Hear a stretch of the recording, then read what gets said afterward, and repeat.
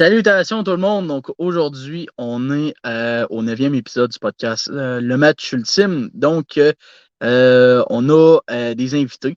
Zach de Habs Fan, Adam Joseph et P.O. Deschaines, qui lui va arriver pendant que l'épisode va se diffuser vers 8 heures. Donc, on va les amener. Donc, salut boys! Ça va, bonsoir. Allô? Ça va? Ça va, toi? Yes. Yes!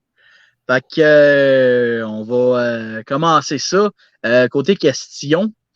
Les Golden Knights de Vegas qui ont gagné la Coupe Stanley en 2023, c'est quoi vos impressions là-dessus?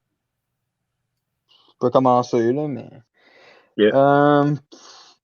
Mon impression là-dessus, c'est qu'ils ont gagné la Coupe parce que c'était une équipe qui était tough à battre, une équipe qui avait de la profondeur.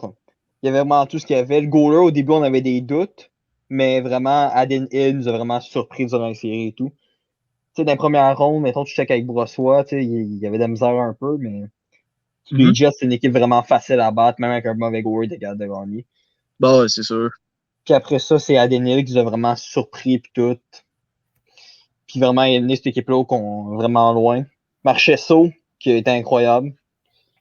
Qui a été vraiment le joueur clé de la série. Puis Jack Eichel pour une première participation. Pour vrai, vraiment, vraiment, ça a été bon. Puis Barbachev, Barbachev, ça m'a surpris pareil. J'ai trouvé que il a fait une bonne job, puis il mérite son contrat qu'il a reçu récemment. Mais sinon, je pense de ça, c'est que Vegas, oui, je les déteste, mais leur coupe est méritée. Ça a vraiment été l'équipe la plus forte, puis ils ont passé à travers tous leurs adversaires. OK. Toi, Adam? Je comprends que Vegas, c'est une risée dans la ligue, mais effectivement, ils ont travaillé fort pour la Coupe. Il y avait eu quelques gestes doutables dans la gestion de Bill Foley et McCrimmon. Mais quand les séries. L'année passée, on a raté les séries, on comptait Vegas déjà pour battu. Certains les voyaient déjà en rebuild, mais ils ont prouvé beaucoup de personnes tard. Ils ont fait beaucoup de changements dans la gestion. Ils ont remplacé Peter DeBoer avec Bruce Cassidy. Puis Jack Eichel il a prouvé à des équipes que c'était pas lui le problème à Buffalo. Jonathan Marchessault, il a connu toute une série. Alors je trouve que oui, aussi les acquisitions pendant la date des transactions comme Ivan Barbachev. Jonathan Quick, même s'il n'a pas goalie, il a été un bon prof pour Eden Hill et Laurent Brossoit. Fait il n'était pas à négliger dans l'équation. Alors, il y a beaucoup de personnes qui ont travaillé fort pour cette coupe. OK. Moi, je vais donner mon avis là-dessus. Écoute, c'est la Coupe Stanley dont qui j'ai été le plus déçu depuis que je suis le hockey. C'est sûr qu'en même temps, les Golden Knights de Vegas, ils ont travaillé fort en séries éliminatoires. Laurent Brossoit, c'est vrai qu'il a réussi à battre une équipe qui était, disons, mauvaise en Winnipeg. Ensuite, pardon. Du côté des Oilers d'Edmonton, si c'était Brossoit qui avait été dans les buts, les Golden Knights auraient été éliminés par les Oilers d'Edmonton, c'est sûr. Mais Adenil a été très solide du côté des Golden Knights de Vegas. Il a été vraiment très surprenant du côté de Vegas. Jack Eichel a prouvé que c'était pas lui le problème à Buffalo. Il a prouvé que il a su c'est quoi jouer avec des excellents joueurs du côté de Vegas. Du côté des Golden Knights aussi, ils ont fait quand même des pas pires acquisitions à Ivan Barbachev. C'est vrai qu'il a signé un contrat de 5 ans, 5 millions. Moi, je trouve que c'est un petit peu trop cher pour un joueur de profondeur. À part ça, c'est vrai qu'ils se sont rendus très loin en séries éliminatoires. C'est sûr que, vu qu'on gagnait la Coupe, moi, je pense pas que c'était mérité, mais c'est vrai qu'ils ont travaillé fort pour ça. Fait que c'est ça que j'en pense. Hein. Ouais. Dans le sens que c'était pas mérité, c'est que tu vois comment Vegas il bénéficie de beaucoup d'avantages de Batman. C'est ça. Sans rentrer dans des complots et tout. Là. Ouais, c'est ça. C'est pas un secret pour de se dire que Batman voulait que cette équipe-là soit gagnante. C'est ça. C'est plus dans ce sens-là. Pas que c'est grâce à lui qu'on gagnait, mais les règles de l'expansion, puis tout, c'est Batman qui les a données. Mais C'est ça. ça se fait encore avec l'équipe. Puis... C'est ça. Ben, c'est vrai qu'en même temps, du côté de Vegas, ils ont pas su c'est quoi une reconstruction encore. Fait que, c'est pour ça que je dis ça, que Vegas, s'il y avait plus connu une reconstruction puis qu'il aurait gagné une Coupe Stanley, ça aurait plus été mérité, selon Dans une moi. couple d'années, ça va pas être beau. Dans une couple Ouais, d'années, ça va c'est pas ça, être ça beau, sera pas beau Vegas. dans une Coupe d'années. Là. Ils ont juste 2 prospects. Edstrom, qui ont draft avec le Mhm. 32e pick, puis Daniel Chaika. Ouais, c'est C'est ça. pas ça Là. qui va porter l'équipe. C'est pas ça qui va porter l'équipe pour des années. Non, non, non, clairement pas. Là. Ça va être des bons joueurs, mais sans plus. C'est ça, c'est ça. On va passer à la prochaine question. Par qui vous allez, Anzac ou Adam? Moi, j'allais demander, quel était votre avis? Qui a gagné le repêchage? Qui a bien fait les bons coups? Et qui est votre grand perdant du draft? Qui a fait des choix questionnables? Okay. Moi, je vais commencer. Honnêtement, les grands gagnants, ben là, c'est sûr, les Blackhawks de Chicago, clairement, Connor Bedard, ça, c'est facile à dire. Dans les grands gagnants aussi, je vais en nommer 3. À l'exception de Connor Bedard, qu'on le sait, qu'ils ont été gagnants, je voyais avec les Blue Jackets de Columbus. Adam Fantilli, c'est un excellent joueur qui va apporter de la bonne saison offensive avec les Blue Jackets d'ici les années à venir. Moi, je pense que les Blue Jackets, faut qu'ils ils vont sûrement apprendre c'est quoi avoir une bonne équipe parce que cette équipe-là, dans le passé, il y avait de la misère à construire une maudite bonne équipe. Il avait essayé de bâtir une équipe autour de Rick Nash. Puis là, tu vois que Columbus, il en arrachait beaucoup. Ils ont souvent été en reconstruction. Puis je pense que, selon moi, ils ont appris de leurs erreurs. Dans l'autre surprise où que je suis content, les Flyers de Philadelphie, Matvei Michkov, moi, je pense, selon moi, que Daniel Brière a vraiment fait un bon coup. Le seul hic, par exemple, c'est John Tortorella derrière les bancs. C'est ça qui tue. Sinon, du côté des Flyers de Philadelphie, c'est la reconstruction du côté de Philadelphie. Là. C'est vrai que s'ils jouent bien leur carte à Philadelphie, ça peut être une équipe très intéressante, peut-être même contender d'ici les années à venir, surtout avec Michkov qui embarque dans la LNH. Ça peut être très intéressant. Sinon aussi, dans les surprises aussi, les Sabres de Buffalo avec Benson, je trouve que aussi ça peut être un joueur très intéressant, alors que les Sabres de Buffalo aussi peuvent avoir une très bonne équipe d'ici l'an prochain, peut-être même 2 ans aussi. Fait que c'est ça que je pense. Les déceptions, honnêtement, c'est un petit peu risqué ce que je dis. Les Ducks, peut-être Leo Carson, peut-être que je vais me tromper, mais peut-être que je peux avoir raison. Leo Carson, moi j'aurais plus sélectionné Adam Fantilli avant Leo Carson, mais peut-être que les Ducks ont peut-être fait un bon coup aussi pour Leo Carson. Suivant, je voyais avec les Canadiens de Montréal. Comme je dis, c'est peut-être un bon choix, mais Montréal, j'aurais plus sélectionné un attaquant autre qu'un défenseur, mais peut-être aussi qu'ils peuvent aller chercher, peut-être aussi avec la défensive du côté du Canadien de Montréal, peut-être qu'ils peuvent en échanger un. Sinon, ça regarde pas mal à ça, côté déception. Moi, je vais aller aussi. Je vais commencer par les Flyers, qui ont vraiment été gagnants par la descente de Matvei Michkov, qui a descendu au 7e rang. Puis Michkov, oui, 3 ans à KHL, mais c'est pas un gars du programme américain, ça va y prendre 2 ans. Puis Michkov, ça y prend 1 année de plus. Ça va rien changer pour le joueur parce que dans 3 ans, de toute façon, les Flyers ils ont le temps de reconstruire et tout. Fait que Michkov va arriver, il va être prêt. Il va jouer direct. Puis une autre équipe gagnante, les Rangers de New York. Avoir eu Gab Perreault 23e, c'est vraiment un aubaine. Ouais, c'est sûr. Ce qui explique ça, c'est vraiment le physique de Gab. il a pas un très gros physique, le gars. Mais dans la fois qu'un gars a droppé à cause de son physique, c'était Cole Caulfield, puis on voit ce que ça a donné. Mhm. Ça a donné un très bon choix. Puis pour les Flyers, pour vrai, moi j'ai confiance en Daniel Brière. Je pense vraiment qu'à date, il est en train de faire vraiment une belle job avec cette équipe-là. Encore une fois, le X et Tortorella. Mhm.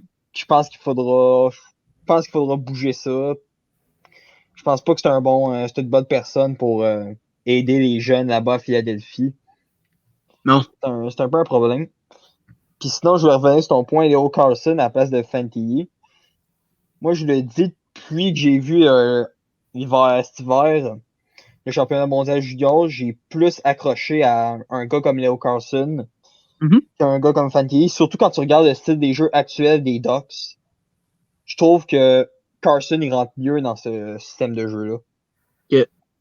Puis une équipe décevante, une équipe qui m'a déçu dans leur choix, ça va peut-être ça va vous surprendre, mais les Coyotes, je trouve Mhm. qu'ils ont vraiment perdu leur choix. Schmachev, qui a repêché 6e, c'est beaucoup trop tôt. Mhm. En plus, 12e, tu vas chercher un autre attaquant russe. Que tu sais, il y avait il y a un meilleur attaquant que tu aurais pu pogner 6e. Ton défenseur sera encore là 12e. Ouais, c'est ça, là. Fait que je pense que vraiment là-dessus, ils en ont vraiment perdu. Puis tu sais, moi j'avais vu comme quoi Mishkov voulait pas jouer là-bas. Là. Je sais pas si c'est vrai, mais j'avais vu ça passer sur Instagram tantôt. OK. Dans le fond, tu sais, Mishkov a eu des entrevues tout. Puis tu sais, Mishkov, tu veux pas prendre le risque non plus parce que s'il veut pas jouer là, il va retourner en cachet, c'est sûr. Ah, c'est sûr, là. C'est sûr, c'est ça qui est compliqué. Fait que c'est pas mal ça. C'est pas mal ça. Fait que gagnant Flyers, perdant Coyote. OK. Pour moi, mon gagnant, je vais dire, autre que c'était pas mal préétabli que les Blackhawks gagnaient ce draft juste avec le fait qu'ils ont poigné Bédard. Et aussi, en fait, les 4 premiers picks, c'est des équipes qui sont gagnants. Mais quelqu'un qui serait hors du top 5, ce serait les Blues de Saint-Louis. Une solide draft. Ils ont Oui. draft Dalibor Dvorsky, Otto Stenberg, puis Theo Lindstein. Ils ont travaillé fort à Z pour ce draft-là. Ils ont réussi à obtenir beaucoup de picks, dont un pour Ryan O'Reilly. Sinon, il y a aussi les Sharks qui ont gagné, parce que oui, Will Smith, c'est un solide joueur. Mais à 26e, ils ont sauté sur Quentin Musty, qui était libre, puis ils ont su profiter. Cela, je pense que ça va aider leur reconstruction. Pour ce qui est des perdants, malheureusement, je dirais pas beaucoup perdant quasiment. C'est pas que c'est pas un mauvais joueur, c'est un bon joueur. Mais effectivement, j'aurais pris Mitchka, Zach Benson ou Ryan Leonard avant David Reinbacher. Et Mhm. si j'étais pour prendre David Reinbacher, j'aurais trade mon pick pour descendre plus bas et avoir, si possible, un autre premier pick avec ça. Puis après C'est ça, good. choisir David Reinbacher. Ah ouais. Mais je sais qu'à la fin à la fin de podcast, je lançais une petite joke. Mais là, je vais la lancer tout de suite. Tu sais, les Sharks ils ont sélectionné Will Smith, hein?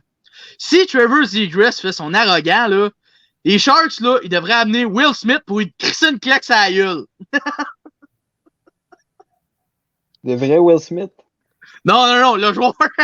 Ok, ok. Bon, il n'y a pas de vrai pis de faux Will Smith. Oh, c'est sûr, là. On va passer à la prochaine question. Zach. Ouais, moi j'ai rien en tête vraiment. Là. J'en avais OK. une, mais on a pas mal répondu. Là. OK. Mais je peux quand même la poser au pire. Là. OK. Qu'est-ce que vous pensez du choix du Canadien? David Reinbacher. OK. Vas-y, Adam. Ouais, comme j'ai dit, c'est un bon joueur, mais je le voyais pas digne du 5e pick. Moi, si j'étais pour choisir Reinbacher, j'aurais descendu puis pris le risque. Peut-être quelqu'un d'autre l'aurait pris, mais il y avait d'autres défenseurs Mhm. qui étaient bons, comme les Canucks de Vancouver, Tom Willander, ça c'était un bon pick. Mettons que Reinbacher il aurait été pris, ça aurait été un bon. C'est un défenseur offensif, ça aurait bien complémenté Quinn Hughes. Il y a aussi Dimitri Simachev. Donc j'aurais descendu, puis espéré que Reinbacher soit libre. Sinon, je m'aurais contenté avec les deux autres bons defs. Puis en descendant, j'aurais essayé d'avoir un autre pick. Comme exemple, les Red Wings de Détroit, ils auraient offert leur 2 picks. Ils auraient essayé d'avoir le 5e pick du CH pour avoir 2 picks, puis j'aurais utilisé ça pour draft Reinbacker ou un autre def. OK. Moi, honnêtement, moi, je trouve que le Canadien de Montréal, c'était plus ou moins nécessaire, mais honnêtement, si le Canadien échangerait un défenseur, ce serait pas pire. Mais moi, comme tu dis, j'aurais plus descendu, j'aurais plus échangé mon choix pour descendre un peu plus pour aller le sélectionner. Parce que Rainbacker, 5e au total, c'est comme un peu risqué. J'aurais plus pris peut-être Michkov ou Benson ou peut-être le choix des Blues, là, Dvorsky ou quelque chose de même. Ou même Leonard. Ryan Ouais, Leonard. ou Ryan Leonard. Mais je trouve que c'est pas un mauvais choix, mais je l'aurais plus sélectionné si j'avais été peut-être 9-10e, pas 5e. Mais on verra c'est quoi que l'avenir va nous dire à propos de ce choix-là. Là.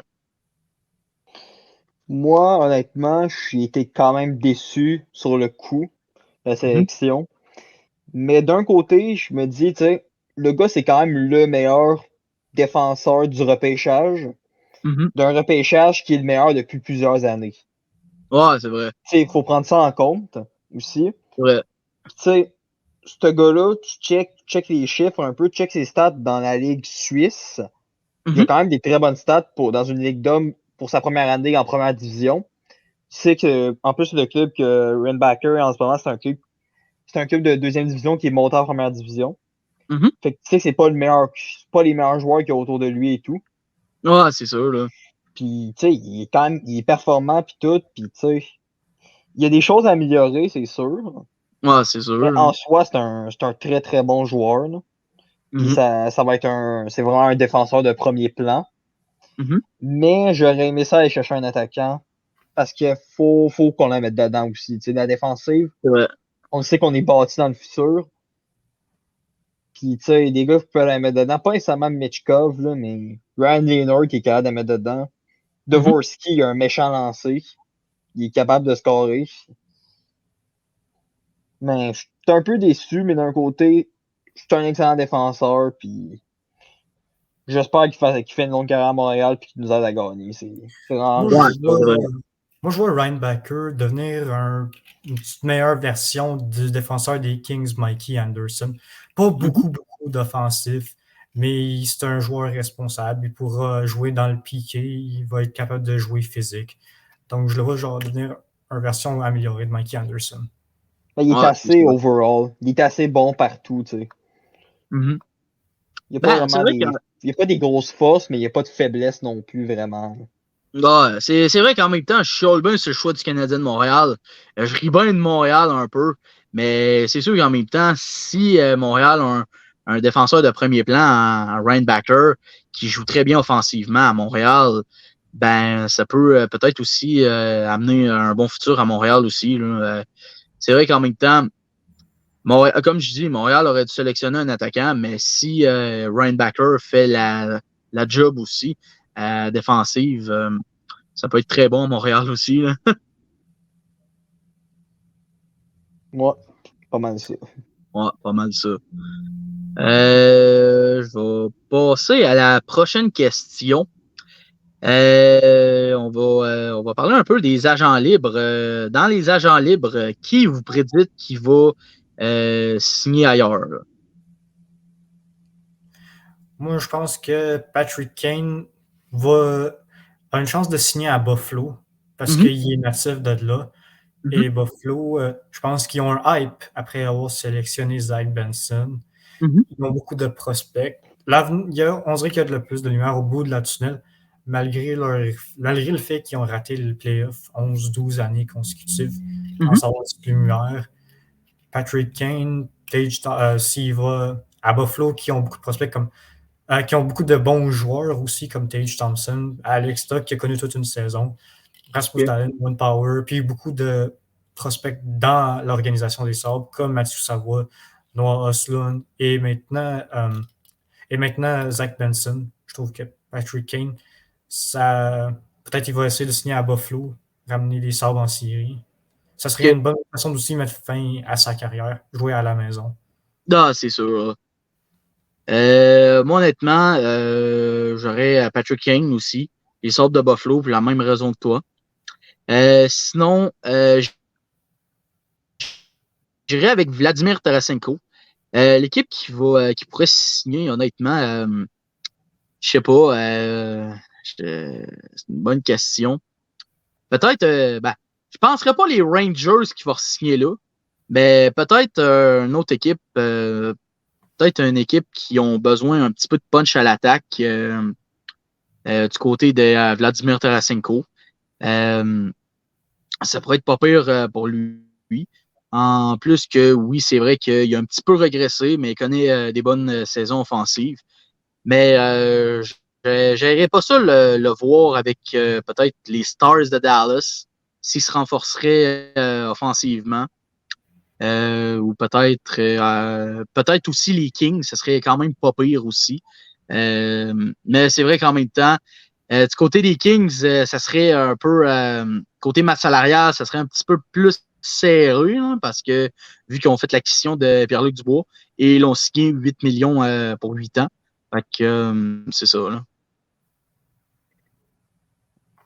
là. Moi, Patrick Kane, ce serait pas flou pour les mêmes raisons que vous. Mais, par contre, il y a un truc que je pense pas que va arriver, mais je vais vous parler de ça dans le fond. Imaginez un retour de Patrick Kane à Chicago. Patrick Kane devient le mentor de Connor Bedard. Ouais. Qu'est-ce que vous en pensez? Qu'est-ce que vous en pensez? Bon premier trio, ça. Taylor Hall, Connor Bedard, Patrick Kane. Genre un Patrick Kane qui viendrait comme mentor à Connor Bedard. Ça serait fou. Mais je pense pas que ça va arriver, là. Honnêtement, moi, ce que j'en pense, j'aimerais pas ça, ce move-là. Patrick Kane, un retour à Chicago. Ça ferait quand même un bon trio. Surtout Connor Bedard, Taylor Hall, Patrick Kane aussi. Pourquoi pas? C'est sûr que Chicago serait un petit peu plus haut. C'est vrai qu'en même temps, il ferait pas plus les séries, mais ce serait quand même pas pire un retour à Chicago aussi. Fait que, Ben, un retour à la maison, il a toujours joué là. Moi, je le voyais jamais quitter les Blackhawks dans ma vie. Là. Moi, quand j'ai vu Patrick Kane quitter les Blackhawks, ça a été un choc. Pour vrai, je l'ai mal vécu. C'est vrai. Oh, ouais. Moi, honnêtement, quand j'en parle, quand je l'ai pensé du côté de Patrick Kane, je me disais, ouais, c'est vrai que Chicago, c'est la fin du noir, mais c'est vrai ils vont rechercher des jeunes. C'est sûr qu'on passe tout par là. Les meilleures équipes, ils passent toutes par là. Un moment donné, ben beau toujours être fort, mais un moment donné, faut que tu apprennes à être dans le bas fond et à être dans la reconstruction. Fait que c'est ça que j'en pense. Quand t'es bon pendant des années, tu gagnes des coupes, on dirait que c'est comme une conséquence que t'as, faut que tu commences à perdre. C'est ça. On veut que tu perdes, on dirait. C'est vrai, c'est vrai. C'est quasiment une question de temps avant que le Lightning il se retrouve là aussi. Exactement. T'aimes pas, c'est quasiment fini cette heure-là. Ah, Tampa Bay, moi, la seule chose, par exemple, que Tampa Bay vont faire, ils vont être en playoff, mais ils vont se faire sortir en première ronde pendant une couple d'années, mais après ça, je sais que ça va redescendre, cette équipe-là. 2-3 ans, ça tombe en rebuild. Ouais, c'est ça, là. Il y a des équipes qui réussissent à garder à réussir à faire les playoffs pour 25 ans. Si je regarde les Red Wings de Détroit, par exemple. Ouais. Avant 2007, ils ont fait les séries pour 25 ans. Ouais. C'est vrai. C'est vrai quand tu checks ça, mais à la fin, les dernières participations en série, ça se faisait toujours sortir tôt, première, deuxième ronde, puis tout. La dernière fois qu'ils ont fait le deuxième tour, ils ont éliminé les Ducks de même en 2013. C'est ça. Ouais. Depuis 2017, ils n'ont pas fait les séries. Tu sais que si tu vas faire les séries pendant longtemps, tu vas avoir des années de misère aussi. Qui viennent c'est sûr, là. Puis en parlant des Red Wings de Détroit, ils n'ont jamais passé une ronde depuis qu'ils sont dans la liste. Là. la dernière fois qu'ils ont passé une ronde, les Red Wings étaient dans l'Ouest. Fait que, Ouais, mais tu sais, là-dessus, c'est surtout des joueurs qui ont joué pour les Red Wings, qui étaient habitués à jouer contre les équipes de l'Ouest. c'est Là, ça. t'arrives dans l'Est, tu joues contre des gars que t'es plus habitué de jouer l'Est puis l'Ouest. Plus C'est pas trop la même aujourd'hui, chose. mais aujourd'hui, il y a plus la différence. Il y a une différence, mais plus autant que en 2013 ou en 2014. Dans le temps, c'était l'Est, c'est rapide, l'Ouest, c'est vraiment plus physique, plus Mhm. gros. Puis, tu sais, les joueurs ont dû s'adapter à un rythme vraiment différent dans l'Est. Ben ouais, c'est sûr. Là. Tu peux, tu peux dire que la force des équipes, tu peux dire que les équipes sont bonnes ou moins bonnes, puis tout, t'es pas habitué de jouer contre ça. C'est Mhm. pas le style de jeu que t'es habitué d'affronter d'habitude. Ben ouais, c'est sûr. Là. On va passer à la prochaine question. Vas-y, Adam. OK. Dans le fond, il y a beaucoup de. Dans le fond, il y a beaucoup de joueurs qui veulent se faire trade ou qui vont tomber agent libre.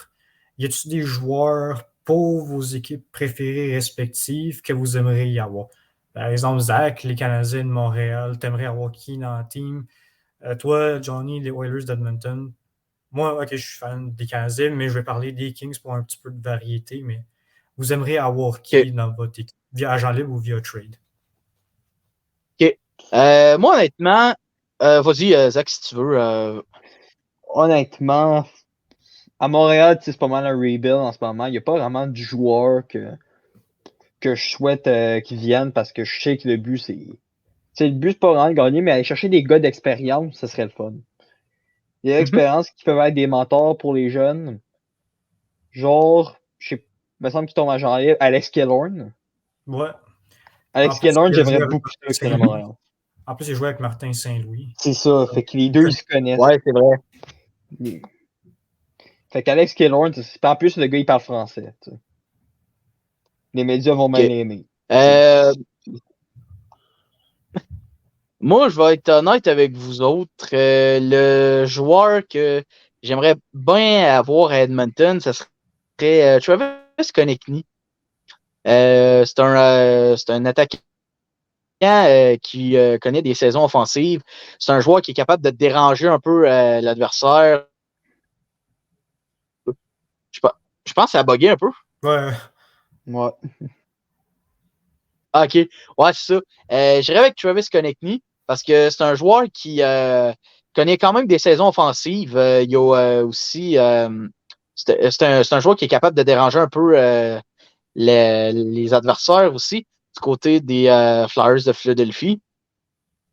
Ce que je sais aussi, c'est que on a entendu beaucoup de rumeurs que du côté des Oilers d'Edmonton, ils pourraient aller chercher Travis Konechny. Du côté des Flyers, c'est la reconstruction. Moi, je donnerais quelques jeunes aussi. Puis aussi, peut-être aussi avec les Oilers d'Edmonton, Travis Konechny connaîtrait des meilleures saisons offensives.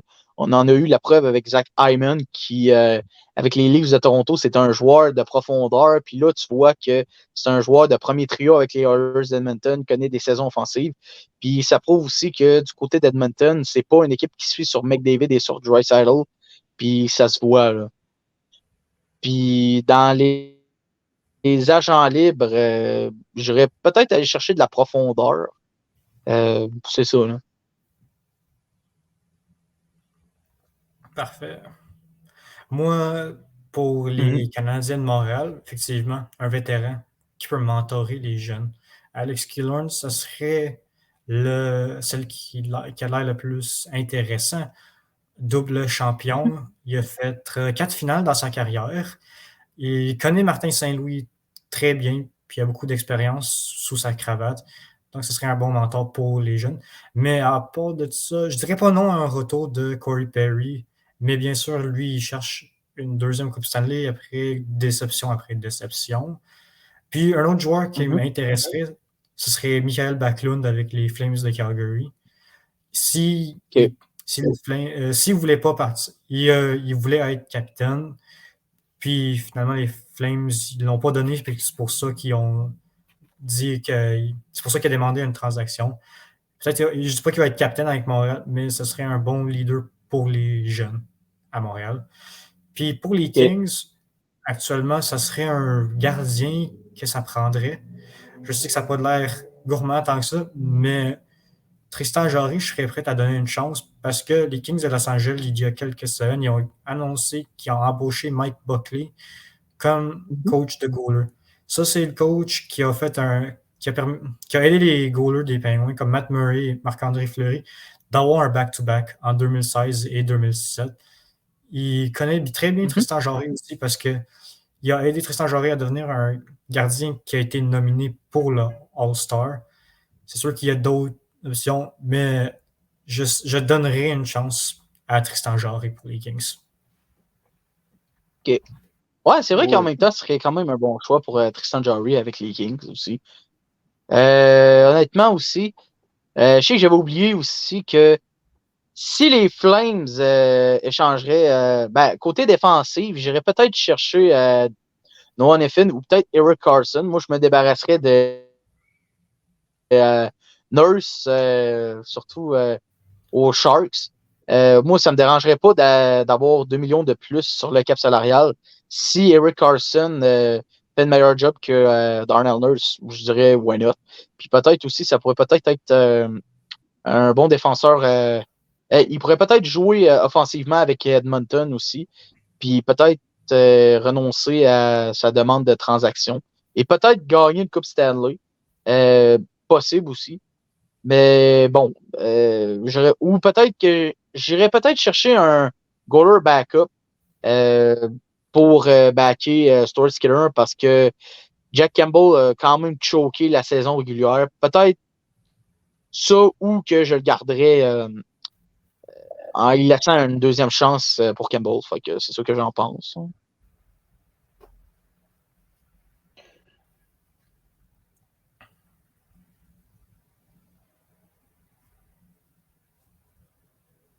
Ben, on va passer à la prochaine question. À part le hockey, est-ce que vous suivez d'autres sports? Personnellement, je suis le football moyennement et le basket moyennement. OK. Moi, je suis le soccer. Ah, le soccer aussi. Beaucoup. Le soccer, beaucoup. Le basket, moyennement. OK. Moi, pour le hockey, football. je suis... OK. Moi, je suis quand même le basketball. Un peu moyennement, un peu. Des fois, j'étais un mortu de basket. Des fois, je suis un peu moins... Il y a des jours que c'est ça. Fait que c'est ça. Comment vous avez découvert ces sports-là et c'est qui vos équipes préférées? Personnellement, je commençais à écouter le foot un petit peu quand je voyais Montréal l'an passé avoir de la misère à enfiler plus qu'une victoire de suite. J'ai pris une pause sur le hockey. Je dis, OK, je vais écouter la NFL, le football. J'ai commencé à écouter les Rams de Los Angeles. Ouais, j'aime effectivement la ville de Los Angeles. Il y avait aussi un de mes joueurs préférés qui était Odell Beckham Jr. J'ai adoré ce joueur-là. Fait que j'ai suivi le football. Quand j'ai aussi vu qu'il y avait une chance à remporter le Super Bowl. Pour ce qui est du NBA au secondaire, je le suivais déjà on the side au hockey, juste comme à part le hockey comme ça. Je commençais à voter. J'avais pas d'équipe dans le temps. Là, je commence à voter pour les Suns de Phoenix. J'ai commencé à voter pour les Suns de Phoenix à cause de Chris Paul. Mais là, il est rendu avec les Warriors. Mais je demeure quand même un fan des Suns à cause de Devin Booker. Mais je vais toujours suivre la carrière de Chris Paul parce que je lui souhaite un championnat de NBA. OK. Moi, le soccer, j'écoute ça depuis que je suis né, pas mal. En même temps que le hockey, j'ai commencé. Ça a vraiment été mes deux sports, le soccer puis le hockey. Honnêtement, j'ai mes équipes préférées. J'aime beaucoup le CF Montréal, c'est dans mes équipes préférées, c'est sûr. Tant que c'est pas niveau Europe, ce serait sûrement le FC Barcelone. Vraiment, c'est un club que j'adore. OK. Puis pour ce qui est du basket, j'ai commencé à suivre ça un peu l'an passé, pas mal, avec les playoffs. OK. Parce que je trouve Phil Dart, que... c'est arrivé? Oh. Salut mon PO. Bonjour. Comment ça va? Yeah. Ça va bien, oui. Oui. À part avec les Canadiens, là. Mais bon. OK. Si tu veux continuer, Zach, pour le basket. Le basket, j'ai commencé à écouter ça dans le temps que l'an passé un peu, je commençais à me faire chier un peu en playoff. OK. Parce que je trouvais que les playoffs étaient peu intéressants, même cette année encore, là. Surtout cette année. OK. Puis honnêtement, l'équipe que j'aime bien, c'est les Warriors de Golden State. OK. Pour Stephen Curry. Oh non! C'est pas bon, ça! Non, c'est très très bon. C'est très très bon. Moi, la raison pourquoi est-ce que j'ai commencé à suivre le basket, moi, c'était parce que moi, je changeais mes pneus pour mon camion. Puis moi, j'étais seul à la salle d'attente. Puis à l'époque, c'était le poste était TVA. Puis moi, une émission comme Les Feux de l'amour, ça m'intéresse pas. Fait que j'ai changé de poste. Je me suis dit, crime, le basket, ça a l'air intéressant. Fait que j'ai commencé à écouter ça.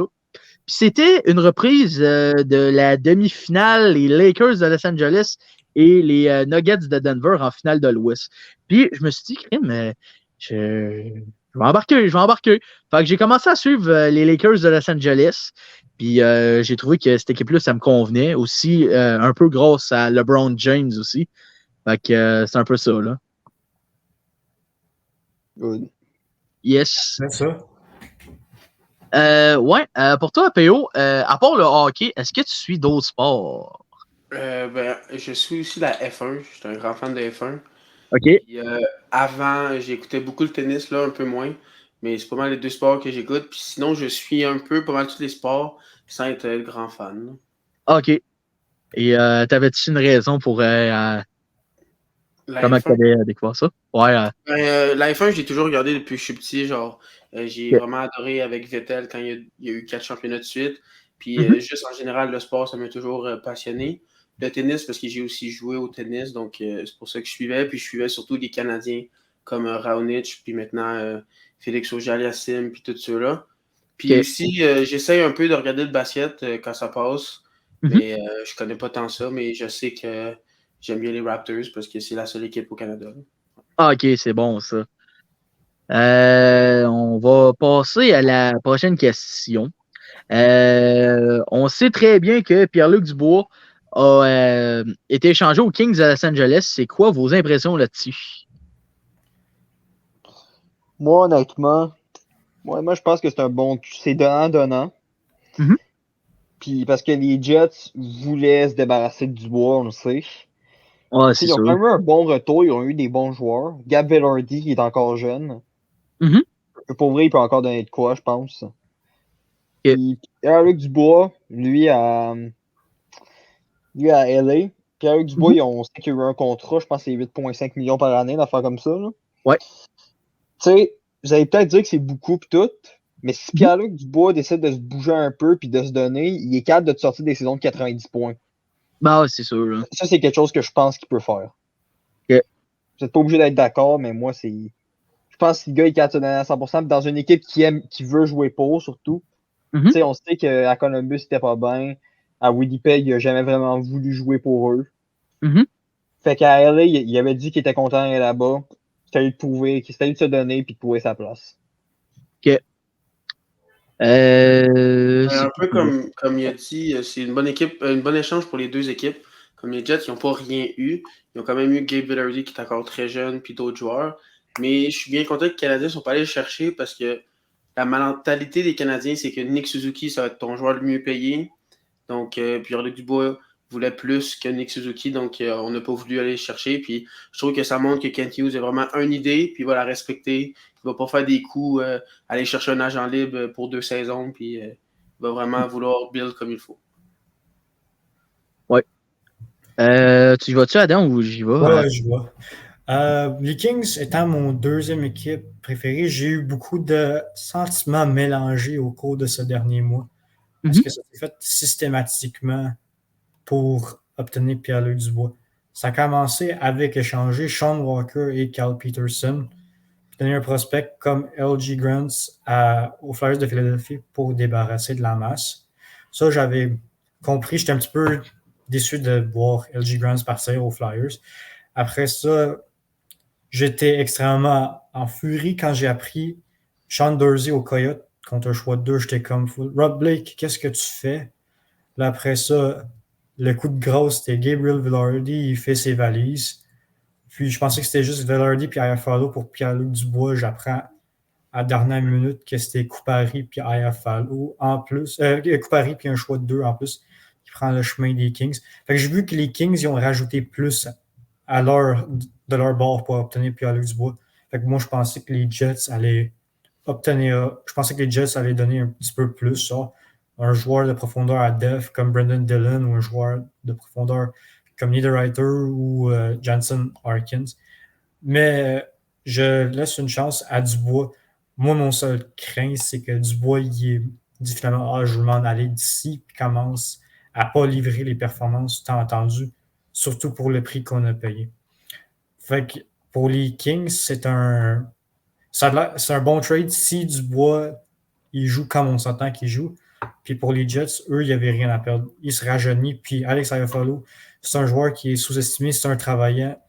Puis il fait ces petites affaires-là qui le rend utile à l'équipe. Donc pour moi, les Kings, c'est un point d'interrogation pour moi. Mais les Jets, ils ont bien fait dans ça. Okay. Moi, honnêtement, je trouve que c'est une bonne transaction pour les deux équipes. Les Kings de Los Angeles, ça se voit que la reconstruction est terminée. On voit que on entre en série, on a une équipe très solide. Si Pierre-Luc Dubois répond aux attentes et qui connaît des saisons offensives, ça peut être très bon. C'est vrai qu'en même temps, c'est un petit peu risqué. Du côté des Jets, on voit que c'est une reconstruction. L'équipe va mal. On entend beaucoup de rumeurs que un tel joueur veut se faire échanger, en voulant dire Mark Scheifele, Connor Hellebuck aussi.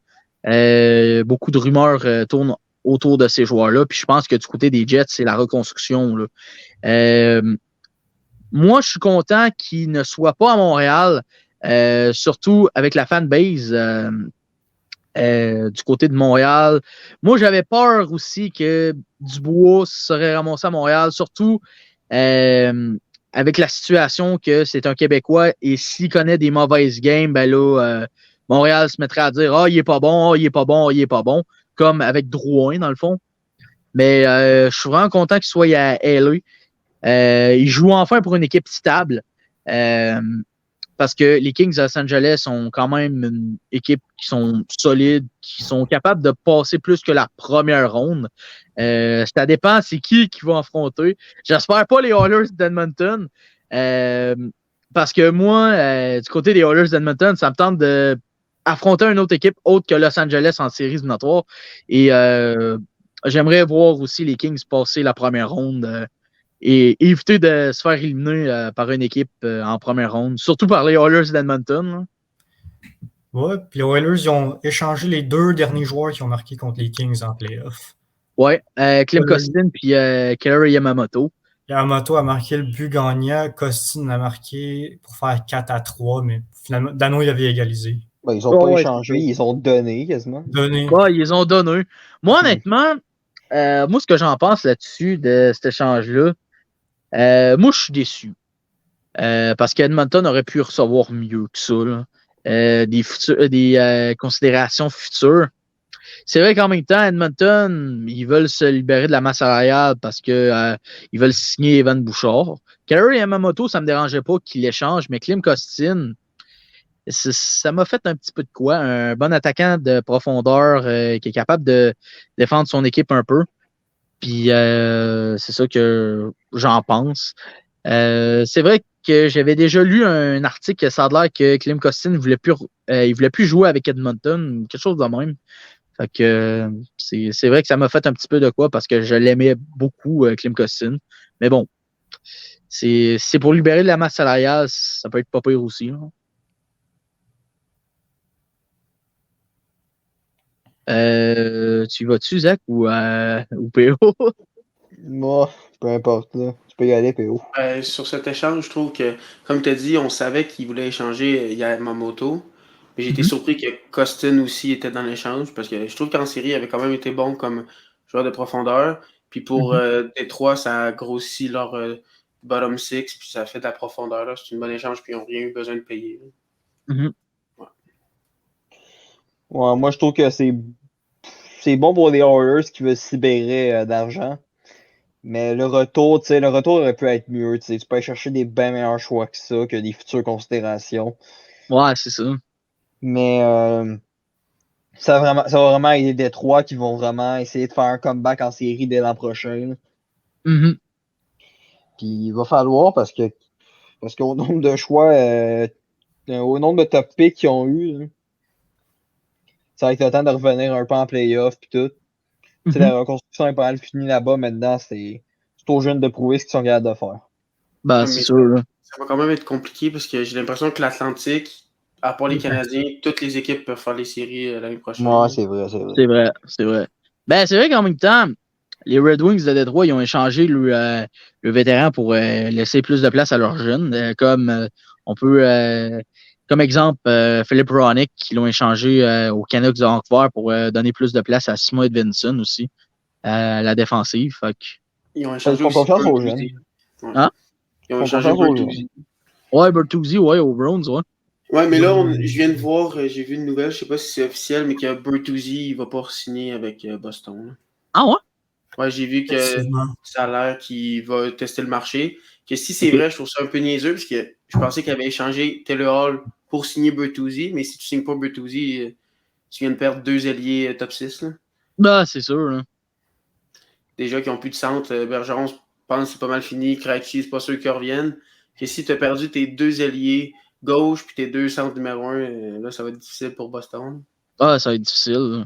Mais c'est vrai que Boston, ça commence à descendre un peu parce que oui, même si ils ont connu une saison de malade, une saison de rêve, en série, on dirait que depuis 2022, on dirait que cette équipe-là, ils ont de la misère à passer une ronde parce que contre les Hurricanes de la Caroline, c'est sûr que les Hurricanes étaient forts. Mais contre Floride ont été très surprenants en séries éliminatoires, mais Boston, ils ont tellement choqué cette équipe-là que Floride, ils ont pris les Panthers à la légère, mais c'est vrai que Floride, ils ont très bien donné en séries éliminatoires. Puis tu vois on voit que Boston, ça commence à regresser de plus en plus. Puis je me demande s'ils vont faire les séries l'an prochain si Bertuzzi ne re-signe pas avec les Browns. Euh, Puis peut-être aussi Bergeron qui pourrait ne plus retourner avec les Browns. Pareil pour Krejci. Je ne sais pas c'est quoi que les Browns vont faire, mais ça va être difficile, par exemple. Bon, les Browns, tu connais une saison record Mm-hmm. avec tout le nombre de victoires, le nombre de points puis tout. Mm-hmm. T'as pas le droit de perdre en première ronde. Non, non, non, non. Surtout pas quand tu choques 3-1 contre l'équipe qui est rentrée dernier. C'est vrai. On C'est s'en vrai. fout qu'ils sont allés en finale après. T'as pas le droit. C'est vrai. T'as juste pas le droit. Checker le Lightning de Tampa Bay en 2019, c'est encore beaucoup pire. Là. Ils ont connu une saison de rêve, puis se sont fait balayer contre une équipe qui ont fait les séries sur la peau des fesses. C'est vrai, ça reste une humiliation pareille, mais. Ben oui. Mais c'est là que tu vois que les Browns ils ont voulu trop donner pour le record, justement. Les joueurs avant série, ils étaient morts. Bah, c'est sûr, là. Il n'y a plus de jus, puis surtout leur gardien, Ullmark, qui a toujours été habitué de faire la rotation avec Swayman. Fait qu'en série, on a dit qu'on lui donne toutes les games, il est pas capable de suivre un rythme de même, il l'a jamais fait. Ouais, c'est sûr. Quand il jouait blessé, Ulmark, puis c'était vraisemblable dans le 5e et le 6e game. Tu sais que ça, il jouait pas plus que 2 games en ligne durant la saison. Ouais, c'est ça. S'il savait qu'il jouait blessé, c'est pas comme s'il avait un mauvais backup, il aurait pu mettre Swayman dès le début. Là. Ouais. C'est ça, là. Surtout Bergeron qui revient blessé quand l'équipe mène 3-1, ça je comprends pas. C'est vrai. C'est quelque chose que j'ai pas compris à la gestion. Surtout que Swayman, l'an passé, contre la Caroline, il est venu en relève de Ullmark. Puis, ils ont perdu en 7, oui, mais il a quand même réussi à chercher 3 victoires contre les Hurricanes l'an passé. C'était peut-être ça le problème à Boston, la gestion du line-up. C'est vrai. Qui est vraiment fait un peu. Parce qu'ils ont tous les éléments pour gagner, mais tu gères mal ton alignement. Il y a aussi en défense, il y avait comme Grizzly qui jouait quasiment pas. Puis il y avait des défenseurs comme Forbert qui n'arrêtaient pas de faire des erreurs, mais ils continuaient à les mettre dans le line-up puis pas Grizzly. C'est des trucs comme ça aussi que j'ai pas compris du coach. Ils ont des bons éléments, mais ils les utilisent pas. C'est vrai. Je comprends pas ce qui se passe avec cette équipe-là. Ah, moi non plus. Puis en plus, Boston, c'est une équipe qui ont du cœur. Ils ont vraiment du cœur au ventre du côté de cette équipe-là. Puis là, tu vois qu'ils choquent souvent. Je pense que oui, c'est bien géré, mais c'est, disons, côté alignement, il faudrait qu'ils mettent un meilleur line-up pour des joueurs qui font le moins d'erreurs possible en partant. Là. Ouais, pas mal ça. Pas mal ça. Là. Dans les séries éliminatoires en 2023, en première ronde, quelle équipe vous a le plus déçu? Quelle série qui vous avez le plus déçu? Quelle série aussi que vous étiez la plus content que ça a été remporté? Déception, puis c'est pas parce qu'ils ont joué mal. Au contraire, ils ont très bien joué. Les Kings de Los Angeles, c'était les underdogs. Puis encore, ils n'ont pas mal joué. Ce qui m'a déçu, c'est qu'ils étaient dans le siège du conducteur. C'était 2-1 la série.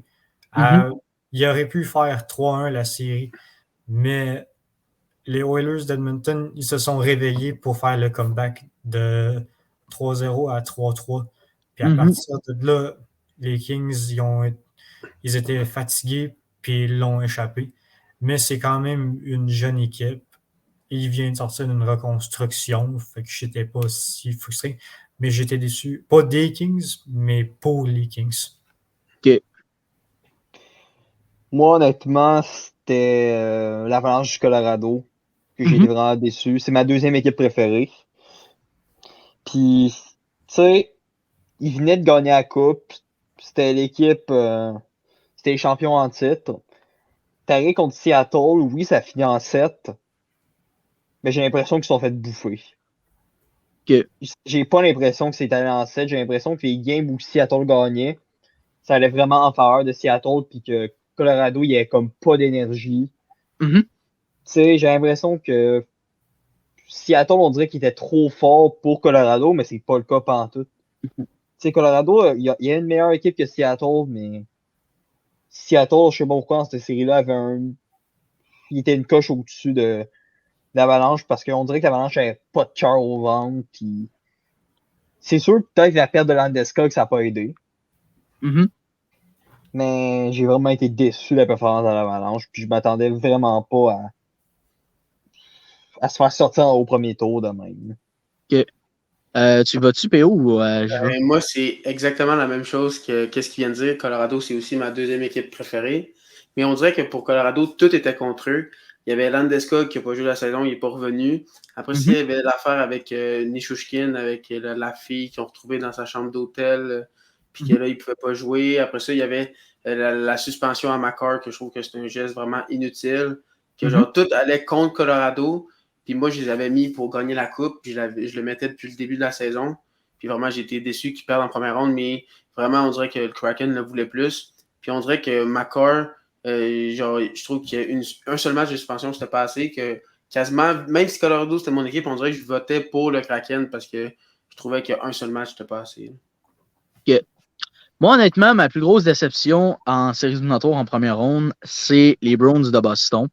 La raison pourquoi les Browns de Boston ont connu toute une saison de rêve. Ils ont, même en série, ils ont été très dominants contre les Panthers de la Floride, menaient 3-1 la série, une victoire, même un but d'éliminer les Panthers en 5 en première ronde. Là, tu les vois en train de s'effondrer. Tu vois que Floride ont vraiment eu le dessus sur Boston. Ils ont comeback 3-3, ils ont gagné la série 4-3. Honnêtement, moi, j'ai trouvé que Boston, ça a été une déception. Surtout en première ronde, tu vois que ils ont tellement tout donné en saison régulière, tout ça pour perdre en première ronde. Moi, honnêtement, j'ai trouvé que c'était une grosse déception du côté des Browns de Boston. Fait honnêtement, c'est ça. En première ronde, c'est quelle équipe qui vous étiez le plus content qui a passé au deuxième tour? Moi, c'est les Devils de New Jersey. Okay. Ils étaient le underdog dans la bataille du Rivière-du-Son, puis ils ont sorti de là vainqueurs. Et en plus, ils ont comeback de 2-0. J'ai l'impression que les Rangers étaient extra trop confiants. Puis aussi, Devils, ils ont tenté quelque chose avec Akira Schmid.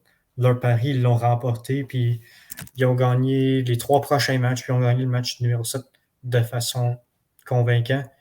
J'ai aimé le cœur que l'équipe a démontré, puis j'ai aimé voir les jeunes comme Jack Hughes, Nico Hischier, un jeune capitaine, step up, puis genre pour battre les Rangers. Ils n'ont pas reculé devant l'adversité.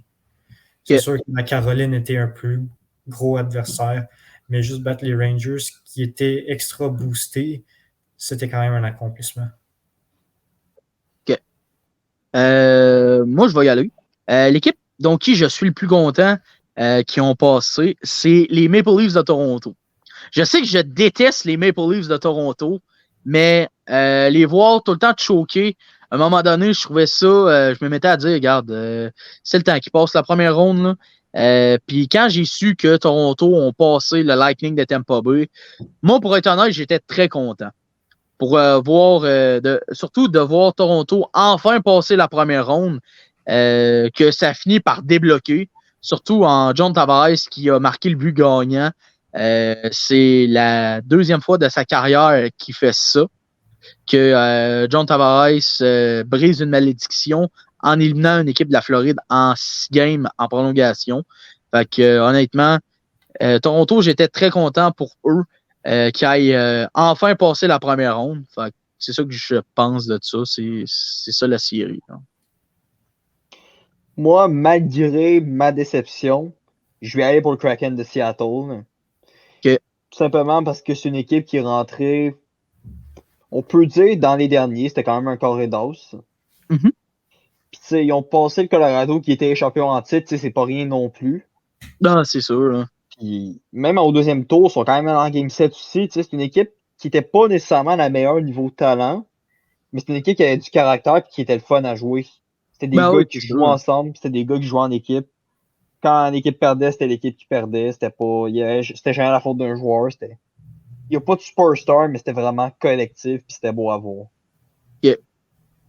C'est pas mal sûr. Donc, moi, j'avais 2 séries, puis vous les avez nommées les deux. C'est les Devils puis Toronto, parce que les Devils, j'aime beaucoup Jack Hughes. C'est probablement mon joueur préféré après Nick Suzuki. Puis je suis vraiment content qu'ils ont réussi à passer la première ronde. Mais en même temps, je suis moins content parce qu'on dirait que c'est juste les Rangers. On dirait qu'ils ne voulaient pas jouer. Après, genre, le premier match, on dirait qu'il y avait quasiment plus de cœur. Genre, il y a des matchs qui finissaient 5-1, puis on dirait qu'ils jouaient juste pas. Gérard Galland le dit, on dirait qu'il donnait juste pas d'effort. Surtout les gros joueurs comme Panarin, Kane, puis Tarasenko. Genre, il y avait Kreider qui donnait plein de buts en avantage numérique, mais à part ça, autre que chez Shesterkin, il n'y avait pas grand-chose. Et aussi Toronto, puis c'est la seule raison, c'est parce qu'à chaque fois que tu as un débat avec quelqu'un à propos de Toronto, ils disent « Ah, mais il ne passera pas à la première ronde, puis ils ne sortent pas d'arguments. » Puis ça, c'est rendu redondant. Là. À un moment donné, il faut donner des vrais arguments. Puis maintenant qu'ils ont passé à la première ronde, ils ne pourront plus dire ça. Ouais. C'est vrai, c'est vrai. Que ça, c'est mes 2 séries que j'ai été le plus content.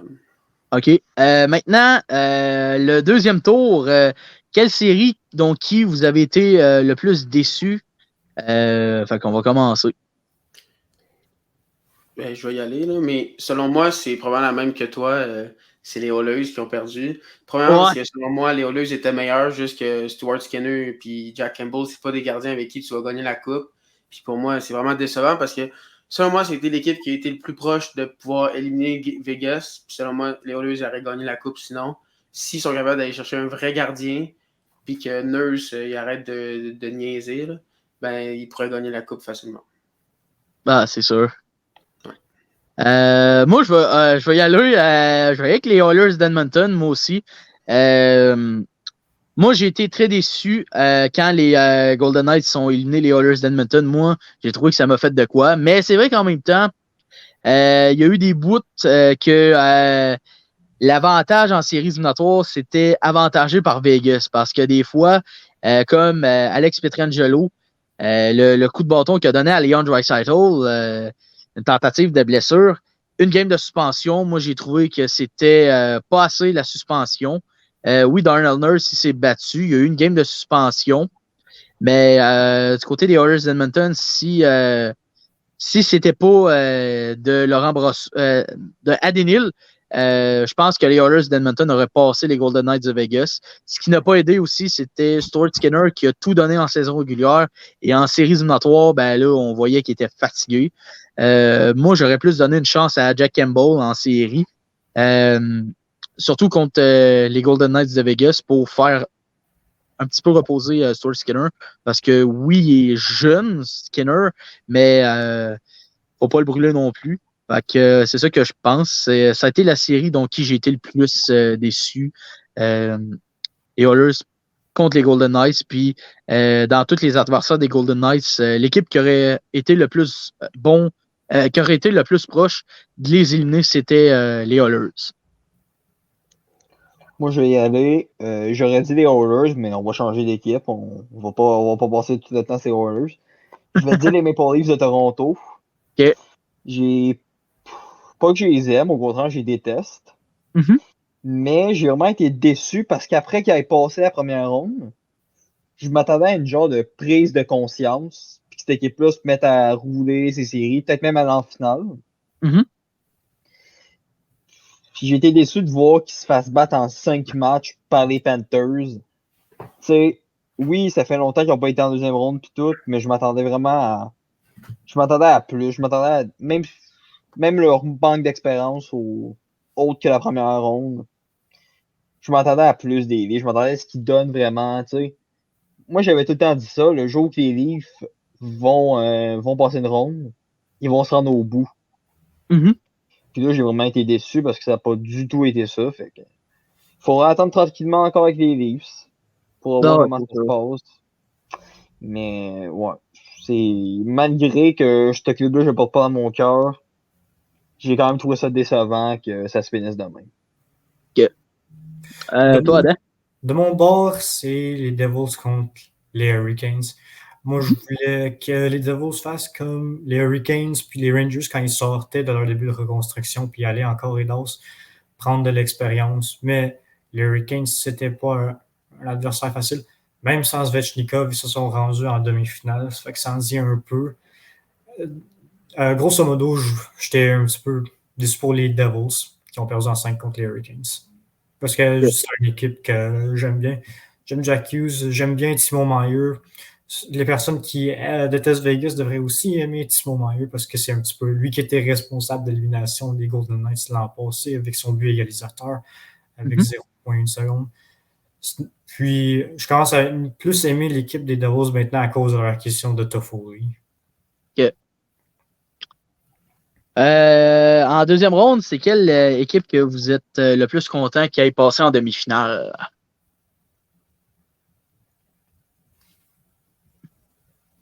Honnêtement, moi, j'irais pour les Stars de Dallas.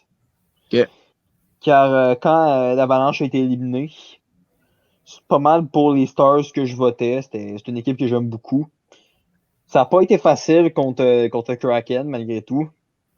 Mais j'ai vraiment été content. Cette équipe-là, j'aurais aimé qu'ils gagnent la coupe. Pour vrai, tu sais, Cottinger jouait blessé. Ça, c'était un truc qui était plate.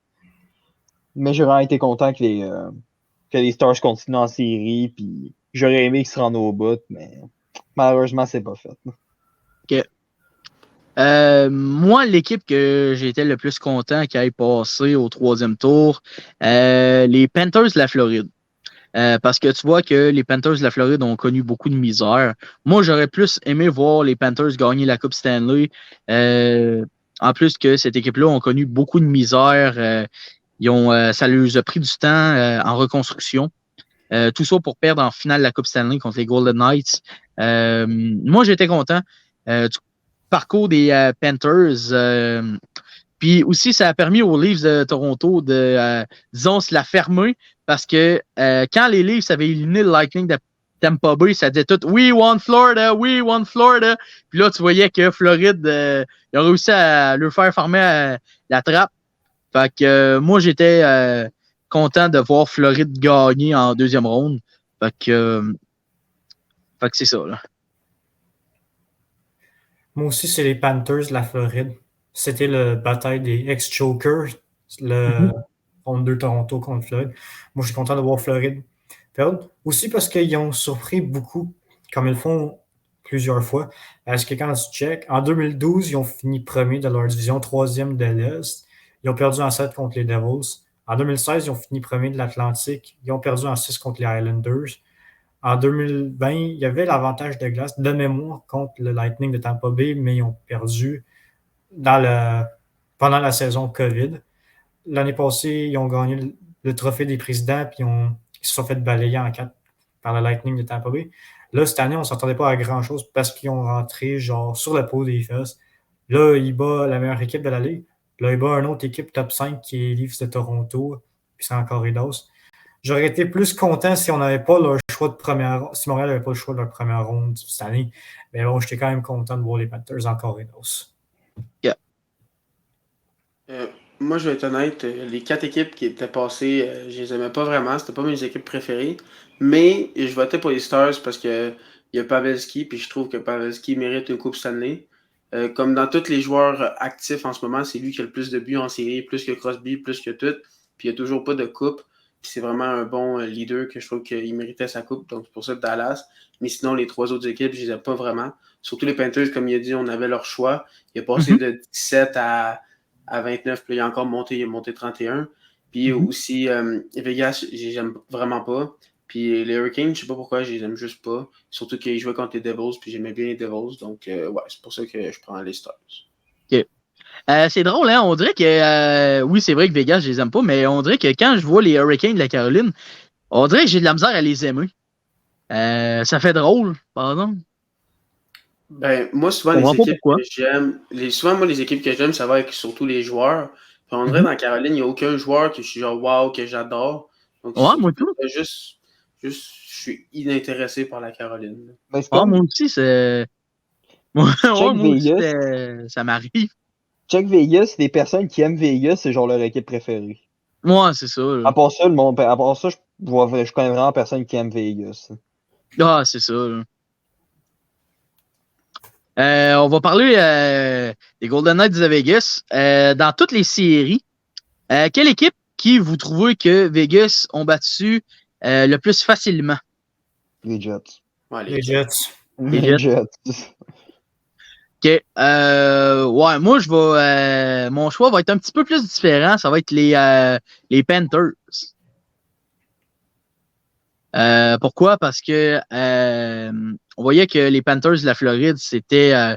Ils ont tout donné dans les 3 premiers tours. Puis tu voyais qu'en finale, la Coupe Stanley, là, ils ont commencé à s'effondrer. La deuxième équipe qui, je pense que Vegas ont battu plus facilement, c'était les Jets de Winnipeg, selon moi. Du côté de Floride, se sont effondrés. Vegas ont connu des matchs offensifs. Tu voyais que Bobrovsky a été ordinaire en finale de la Coupe Stanley. C'est pour ça que mon choix était Floride. Sinon, si c'était pas Floride, j'aurais été avec Winnipeg. Ouais. Ben, les Jets, à part le premier match, ça a vraiment été facile pour Vegas. Ouais, c'est ça. Là. Ça a été facile tout le long. Bon, c'est vrai qu'aussi, il y avait eu un match, je pense, que Vegas il dominait, puis les Jets avaient créé l'égalité, puis finalement, Vegas avait gagné, je pense. Ouais, c'était la game 3. Ouais, c'est le game 3. Je pense que c'était game 3. Cette game-là, ça a vraiment changé la série. Parce que ça, le bug, selon moi, il n'y avait rien que les Jets avaient de mieux que Vegas. Il n'y avait aucune chance autre que le bug de les battre là aussi. Là.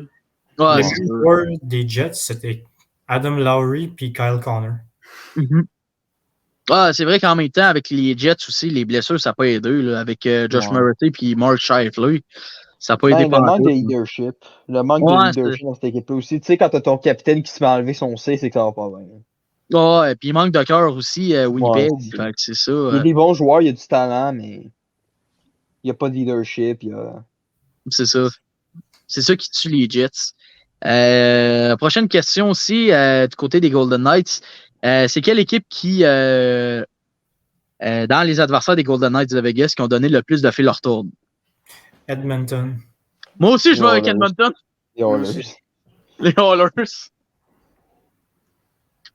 Ouais, ben, moi, la raison pourquoi est-ce que je vais avec Edmonton, ben, écoute, les Oilers d'Edmonton puis les Golden Knights, ben, C'est la seule série que ça a été 2-2 après le 4e match. Les autres séries, Vegas menait 3-1. Fait que Edmonton, la plupart des matchs, ils commençaient souvent à marquer en premier, puis ils livraient quand même une bonne machine offensive. Même si l'équipe jouait pas à son meilleur, ils ont quand même livré une meilleure bagarre. Dallas, ils m'ont très déçu. Moi, je pensais qu'ils allaient donner plus de fil à retordre contre les Golden Knights de Vegas. Puis tu voyais que Vegas menait 3-0 à la série contre Dallas. Puis c'est ça qui a tué Dallas, pardon. Ils étaient blanchis 2 fois à la maison, les Stars de Dallas. Ouais. En plus, fait que c'est pour ça que moi, j'ai trouvé que Dallas, ça a été l'équipe qui m'ont le plus déçu dans les adversaires des Golden Knights, alors que cette équipe-là avait connu des très bonnes séries contre le Wild puis contre le Kraken. De là à se faire blanchir contre Vegas, ça a été très décevant. Il y a le move de Jimmy Benn que je trouvais ça vraiment niaiseux. Là. Ouais, après, c'est sûr. Après ça, il dit qu'il a juste tombé. Clairement, c'était niaiseux. Puis t'as essayé on l'a vu, là. C'était clairement pas juste de tomber. Là. Moi, je tombe pas comme ça là, dans la vie. Là. Comme Mark Scheifele qui disait qu'il n'avait pas fait d'exprès. Ouais. On le voit, là, on a vu les vidéos. Là, toutes les caméras sont là. Essaye pas de nous mentir. Là. Ouais, c'est ça. Là, c'est ça. À part ça, dans les transactions, quelle transaction vous prédites? Ou je pense Adam, il avait posé comme question, je pense. En fait, dis-le juste au cas. C'était quoi les transactions que vous prédites? Oh non, j'avais demandé. En fait, quel joueur vous aimeriez avoir dans vos équipes préférées? C'est ça que j'avais demandé. Ah, ok. On va commencer ça. Quelle transaction que vous prédites? Moi, c'est Hellebuck, parce que si les Jets échangent pas Hellebuck maintenant, ils vont perdre un des 5 meilleurs gardiens de la Ligue pour rien l'année prochaine, puisqu'il ne peut pas re-signer. Mm-hmm. Donc, ils pourraient l'échanger. Puis, il y a plusieurs équipes qui sont à un gardien près d'être une équipe compétitive. On peut penser à Ottawa, où genre les Oilers, ça pourrait les mettre à un autre niveau. Donc, les Devils aussi. Comme un gardien top 5 comme Hellebuck, c'est rare que c'est disponible. Comme il y a Vasilevski, Shesterkin, Sorokin, ne sont pas disponibles, sont pour leur équipe depuis plusieurs années. Qu'un gardien top de ce niveau-là, c'est vraiment un gardien très important. Donc, c'est pour ça que c'est mon échange pour moi. Okay. Ouais. Moi, c'est Connor Hellebuck aussi. Mais Connor Hellebuck, le problème, c'est que tu as cité Ottawa et Edmonton. Mais Hellebuck, c'est un Américain. C'est ça. Il joue à Winnipeg en ce moment. Est-ce que ça il tente de retourner chez eux aux States? Peut-être aussi. Ça se peut, tu sais.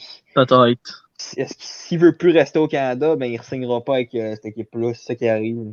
Mais moi, même si tu l'échanges aux Oilers, même si c'est pour une année, pour moi, ça vaut la peine pour les Oilers. Ouais. Parce que si tu mets les Oilers avec Hellebuck, pour moi, c'est mes favoris pour la Coupe. Parce que selon moi, la seule raison pourquoi ils ont perdu l'année passée, c'est le gardien de but. Même l'autre d'avant, je pense que c'est à cause de ça. Hey, Mike Smith.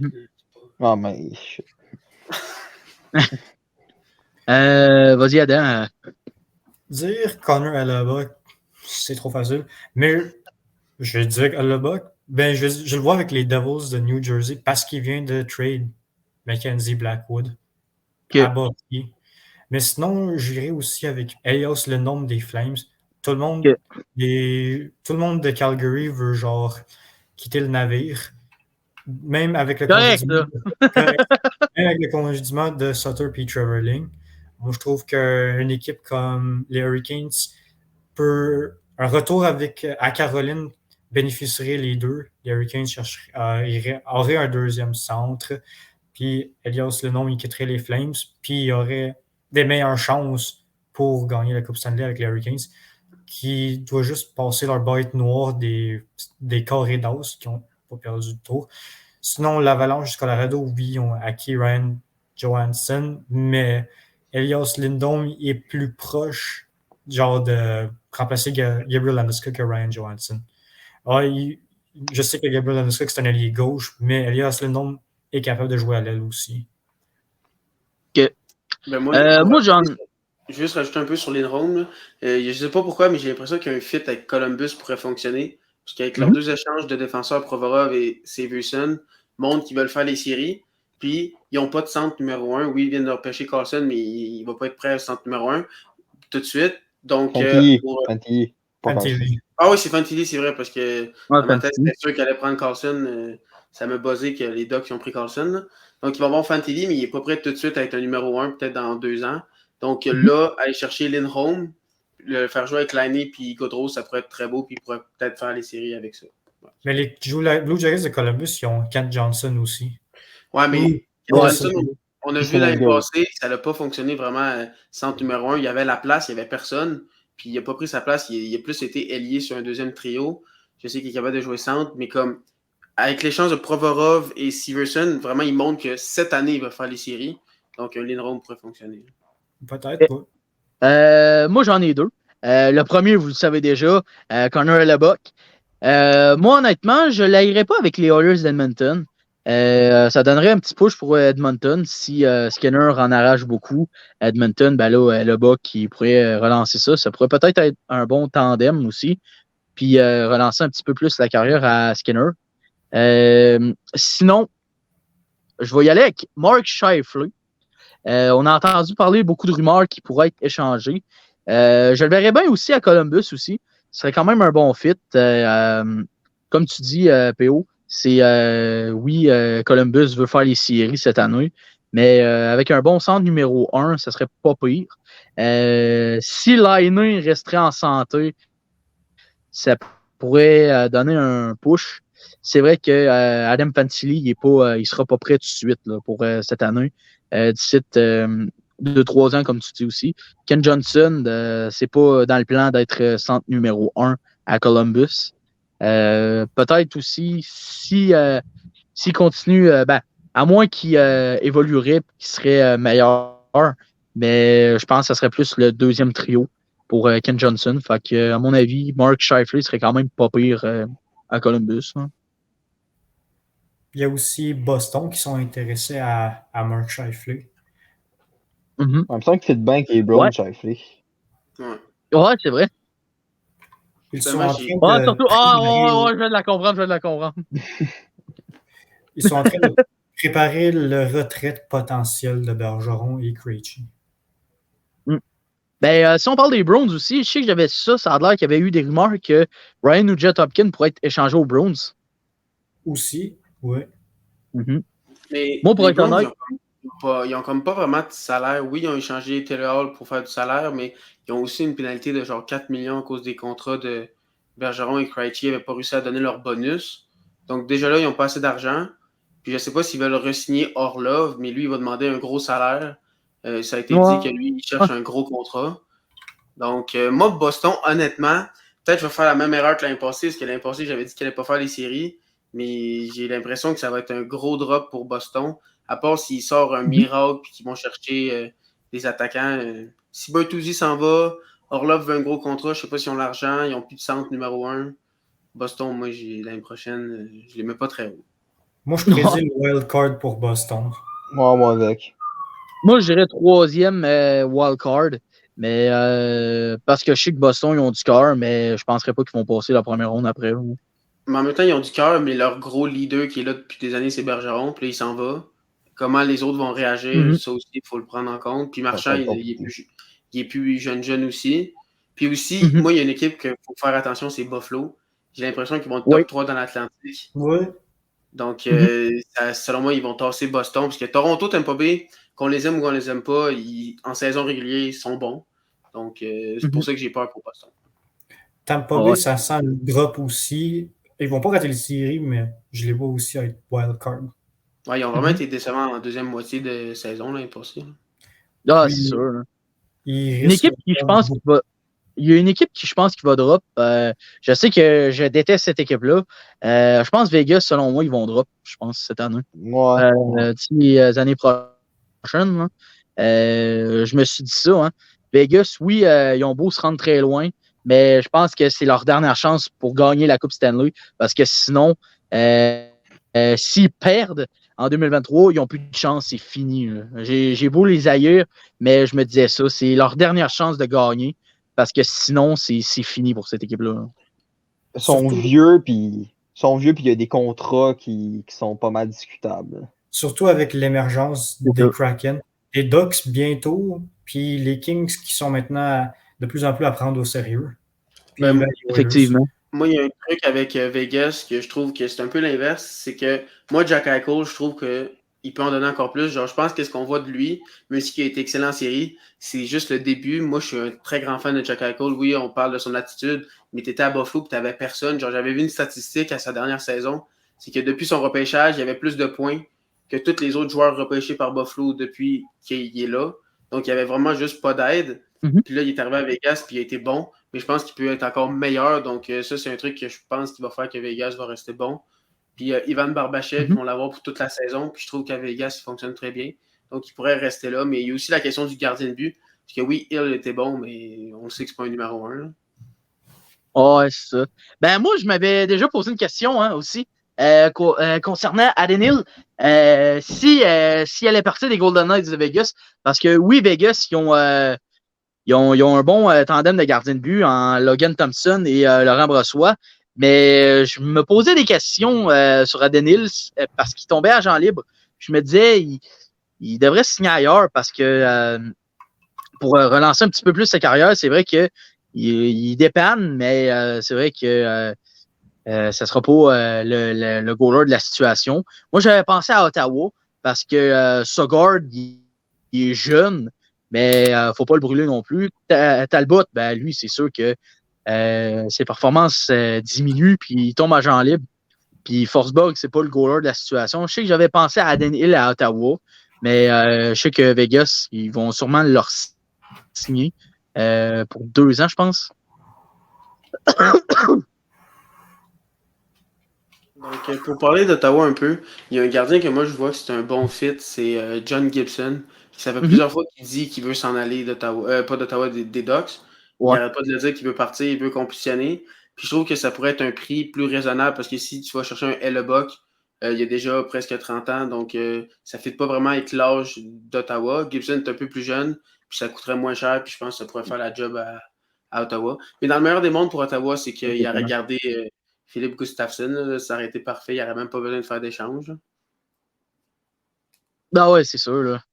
Mais c'est vrai que Minnesota, avec Philippe Gustafsson, c'est vrai que du côté d'Ottawa, il aurait dû le garder, mais c'est vrai qu'en même temps, ils ont déjà un goaler à venir en Sogard. Fait que c'est un petit peu ça. Ben, moi, je pense que s'il n'y avait pas de goaler à venir du côté d'Ottawa, je pense que puis qu'il l'aurait changé, je m'aurais dit, ils ont fait une grave erreur. Hein. Ouais. Parce qu'il y a eu une bonne fin de saison avec le Wild Minnesota. Il a permis au Wild Minnesota d'avoir les chances d'avoir le titre de conférence. OK, ils ne l'ont pas eu, mais il a donné une chance avec Ouais, il sa était vraiment performance. proche. Là. Yes. Après ça, pour la prochaine équipe, qui vous pensez qui va gagner la Coupe Stanley en 2024? Moi, c'est les Devils. Moi, c'est les Hurricanes. Hurricanes. Le monde va se dire ah, OK, ils vont perdre encore en 4, puis là, tu vas voir, ils vont tout surprendre. Aussi, Svechnikov, ça ne veut pas dire qu'il va pas être blessé 2 ans de suite. Donc, ça va aider. Sa présence va aider. Okay. Moi, honnêtement, je vais y aller avec les Hurricanes de la Caroline. Je pense ils vont tout donner. Sinon, si c'est pas les Hurricanes, je pense que ça va être en 2025. Edmonton, ils peuvent connaître des bonnes séries aussi. Peut-être aussi affronter les Rangers de New York, puis peut-être gagner aussi. Mais je pense que je vais plus y aller avec les Hurricanes. Fait que c'est ça que je pense aussi. Moi, je dis les Devils parce que je trouve que maintenant, avec Toffoli, ils ont le meilleur top 6 de la ligue. Brad, Ishier, Mercer, ça, t'as Toffoli, Mailleux, puis Jack Hughes. Je trouve que c'est un très bon top 6 avec des vétérans et des jeunes. Il y a un bon mix. Puis à la défense, il y a les deux jeunes en Nemec et Luke Hughes qui s'en viennent, qui vont être de plus. Déjà, une équipe qui a fait 112 points la saison passée. Puis si Akira Schmidt est vraiment le Akira Schmidt qu'on a vu en première ronde contre les Rangers, ça pourrait être une équipe très, très dangereuse. Mais je garde aussi dans mon cœur Colorado. Je vais toujours miser sur eux parce que juste leur défensive, je la trouve tellement bonne. Tu as un Taze, McCarr, Girard, Byron, Manson. c'est tous des défenseurs top 4, même plusieurs qui pourraient jouer sur une première paire, comme à Montréal, ça serait toute notre première paire, ces défenseurs-là. Donc, c'est mes deux équipes. Mais il faudrait juste dire qu'il faut que j'y aille. Je t'ai attendu quelque part. Merci beaucoup de m'avoir invité. C'était très le fun. Bon, ben, c'est bon, ça. Bon, ben, salut, mon PO, là. Une bonne soirée, man. Bonne soirée à tout le monde. Bon, c'était PO Deschaines, alias Gildard29 sur TikTok. Fait que, je sais pas si vous avez d'autres questions, les gars. Moi c'est tout, là. Ok, ça c'est tout. Bon, ben, ceci conclut la fin du 9e épisode du podcast. Fait que, merci les gars d'avoir venu. Fait que, sur ce, je vais vous dire à la prochaine pour le prochain épisode. Ciao! Salut, à la prochaine.